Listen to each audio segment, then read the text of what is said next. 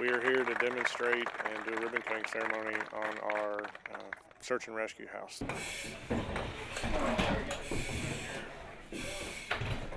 Today we're going to demonstrate three different drills in the house. We're going to do a bailout.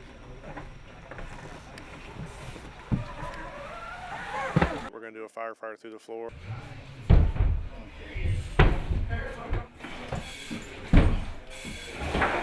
We're going to do general search and rescue. We received a grant from Kentucky Fire Commission this past November, and we've been working since January on building the house that you see behind us. This house is just tremendous with the features that it has inside of it. It's a two-story with a walkout basement. The square footage is 1,600, not counting the basement. We'll have a spongy floor.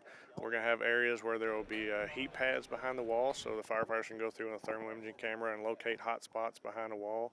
The house is fully furnished, so we can move furniture around so that when firefighters come in, it's not going to be the exact same layout every time they come. It's a walkout basement, so that gives us the opportunity when we're doing our survival and rescue bailouts to be coming from basically a third floor. The roof is two different pitches, so that as our guys ladder the roof, they can practice operating on different pitches of the roof. The windows are removable, so that when we set ladders, we can actually take the whole windows out, and guys can practice egress from a window as well as entering a window. There's a control room in the basement that we have piped smoke into every single room that's individually controlled. The sound system can put different sounds throughout the structure, such as a baby crying, crackling of fire, glass breaking, saws working, things like that. The next step in here to use in that control room will be setting a computer up with monitors, camera monitors in each room, so that as an instructor, we'll be able to see what our crews are doing from room to room. There's several good fire prevention programs throughout the state, and firefighters don't see the fire that they used to see, and this helps them keep their skills sharp. Sometimes we get away from the basics. This takes us back to the basics, and this just provides an avenue of training that you don't see a whole lot of. When I started as a volunteer in '96, we didn't have anything like this.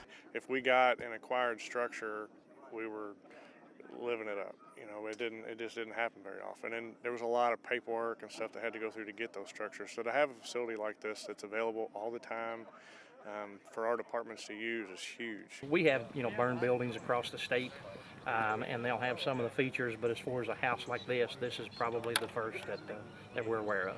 Here at the Academy, we have flammable liquids prop, we have auto extrication props, we have a live burn building. We're getting ready to start breaking ground on a ventilation prop.